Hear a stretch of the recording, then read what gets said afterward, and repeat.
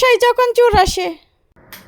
ও মা, মা আমার খিদা লাগছে, কিছু খাইতে দাও না মা আমারে। উঠো না মা। কি হইছে? সিলাইতেছস কে রে? খিদা লাগছে।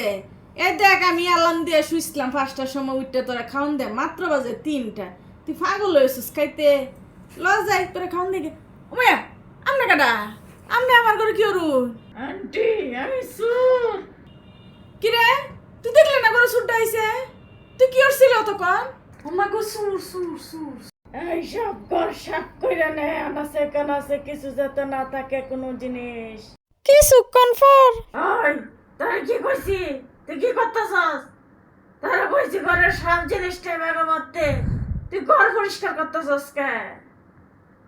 ওস্তাদ আমি তো কইছেন ঘরটা পরিষ্কার করতে, আমি তো সব ঘর পরিষ্কার করে আলছি, আর একটু বাকি আছে। আচ্ছা আচ্ছা আচ্ছা, এখন বুঝছি, সব ঘর সাফ করে দিতাছি।